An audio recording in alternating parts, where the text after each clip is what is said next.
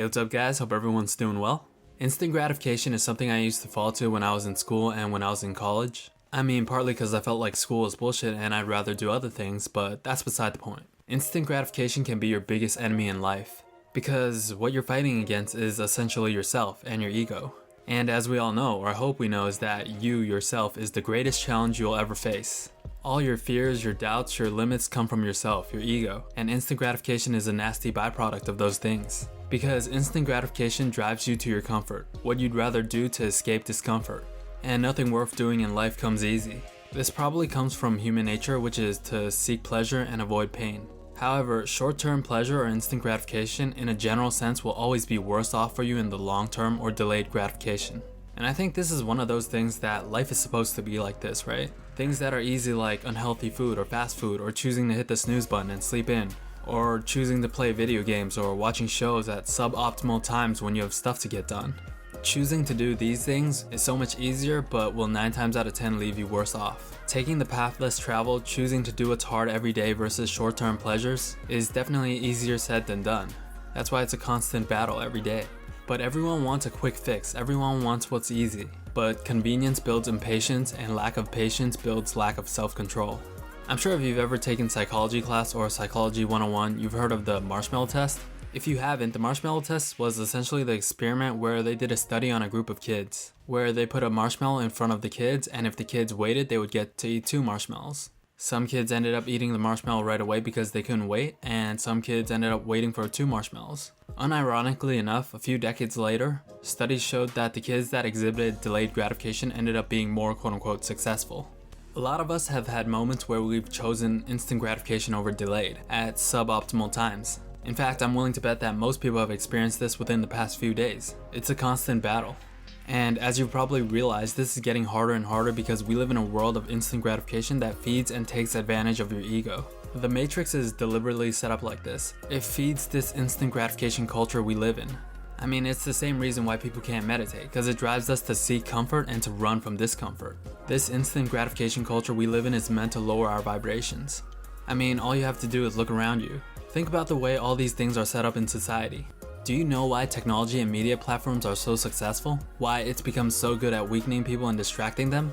It's essentially because of one thing they all use, which is the same business model, and this business model attacks your need for instant gratification. For example, you can probably stay on YouTube for like 10 hours watching videos, yet watching 5 movies in a row can be too hard for you. The reason for this is because of 2 things. The first reason is the explore page or recommended page that each one of these media platforms have. When you go onto YouTube, you're flooded with unlimited content, showing you everything from new videos, trending videos, recommended, different categories, etc. And they make it really convenient for you too. And when you click on a video to watch, there's a whole recommended section for you to stay there longer. The purpose of this is pretty obvious, but it's to keep feeding you with more and more content. 1 video becomes 2, 2 becomes 4, 4 becomes 8, 8 becomes 16, and sooner or later you're 3 hours in and you forgot what you had to do. The second reason is your short attention span. The instant gratification embedded in human nature has been getting worse and worse every year as media and technology are developing. I mean, you don't have to take my word for it, just look at the statistics of ADHD on the rise. And a lot of people who make videos and content understand this and they take advantage of it. If something gets boring for 10 to 15 seconds, people are more likely to click off. And since YouTube floods you with unlimited content, you just have to scroll for a bit and I'm sure you'll find something else to watch. This is essentially the same thing Netflix does as well as many other platforms. The first thing you see when you hop on is a screen filled with different movies and categories and movies recommended all lined up for you. If you look around long enough, you'll be sure to find something to watch. Or for example, if you look on Twitter or Instagram, they do the same thing. They use the same business model as well. Twitter has like a timeline, right, that you can read, and once you're done you can just hop on the trending page or something and scroll through what everyone has to say about something. Same thing with Instagram. First thing you see is new pictures of everyone you follow, right, and then you can just scroll through comments of people who don't even matter. And once you're done wasting your time with that, you can just hop on the explore page, right? They all use the same business model that attacks our need for instant gratification and weak attention spans.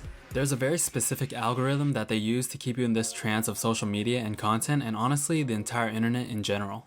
For example, all these sites are constantly stealing your data, right? It's the same reason why your automatic searches always match what you're thinking about. Like your YouTube searches, your recommended videos, or whatever you search on Google. Like if you Google something specific, right? The first word usually gets exactly what you were looking for. The internet and technology in general is extremely dangerous. You can either take advantage of it or you can let it control you.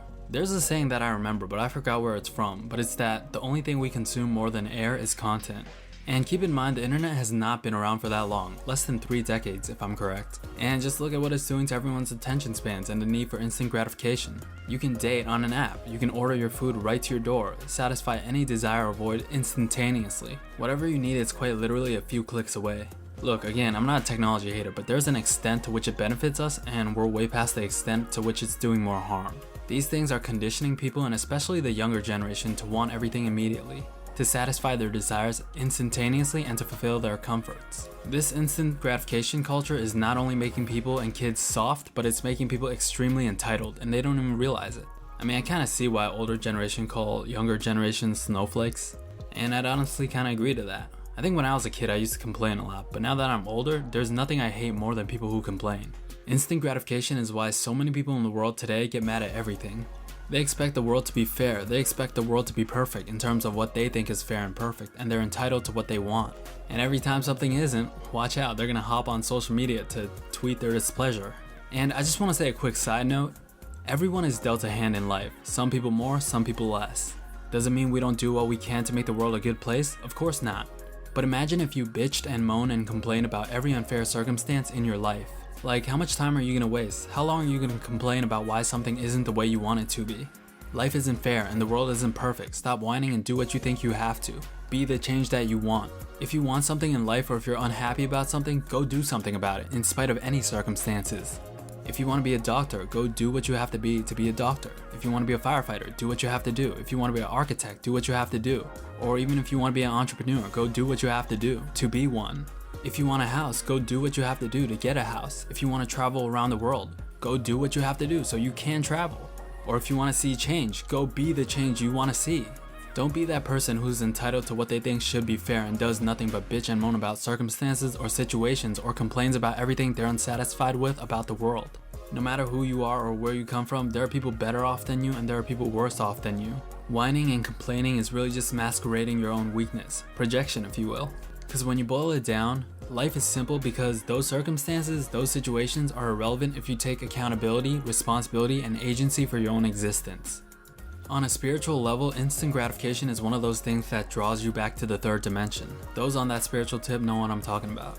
Our comfort and our progress into the next world depend on us sacrificing a lot of our human desires that belong to our ego. The spiritual reward for preparing ourselves and not giving in to distractions of this material world is the ultimate example of delayed gratification. Understand that anything that keeps this matrix going is gonna lower your vibration and leave you worse off if you indulge in it.